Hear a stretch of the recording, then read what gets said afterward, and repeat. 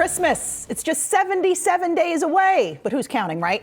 All right, you better believe retailers are. And a new report just out this morning predicts sales will be strong even at the much maligned shopping mall. Tom McGee heads up the International Council of Shopping Centers, and he joins us now. Good morning. Good to see you, Tom. Good morning. All right, you are predicting a rosy Christmas season here. You're predicting sales up about 5%.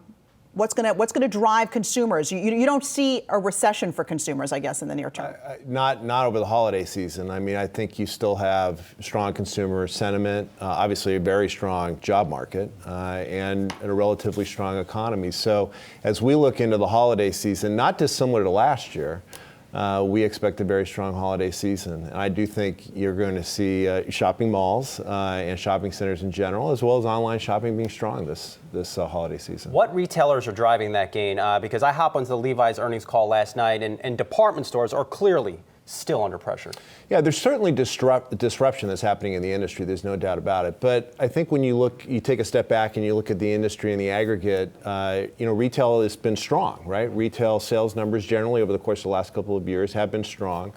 There's a lot of mega trends that are happening in the industry. One is convergence. I mean, this convergence of the online and digital world coming together. We've done a lot of studies around that.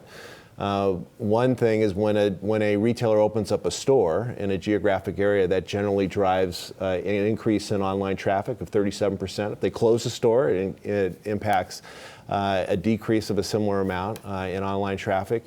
You see a real transition in GLA or lease area in shopping centers, moving less towards traditional retail and more towards food and beverage and entertainment. Mm-hmm. And I think these broader trends, what I like to call the retail renaissance as opposed to this apocalypse narrative that's out there, is a trend that's really adapting towards a changing consumer demand. I mean, the consumer's changing, aging baby boomers, rising millennials, many of whom don't yet have kids at home, baby boomers, empty nesters. They look to go out to eat, they look for entertainment, and the industry is adapting to that changing consumer need. All right, so maybe there'll be increased foot traffic at the malls in terms of beverage, food, entertainment. Yeah. But what about people going into the stores, checking out that big electronic piece, and then going and buying it online? Do you think we're going to see that trend continue? I think you're going to see that, but I also think you're going to see people buying things online and going and picking it up in a store, which is a huge trend that's taking place. And you're seeing a lot of major retailers like Walmart and Target and others that are really catering to that need. And that's a great thing for retailers, because when that customer comes into their store, almost always, but we spend more. We spend more, about 86% of the time. Really, 86%? And our study would suggest they buy something else. And so that speaks to the convergence. And I think, that again, back to this mega trend, if you look at Amazon, the world's largest digital retailer, Walmart, the world's largest physical retailer, what are they doing? They're both investing in the other channel that they're not particularly dominant in. And it speaks to the need that often this terminology is omni-channel, the channels coming together. I like to say there's only one channel, the consumer channel, and you have to be great at all of them.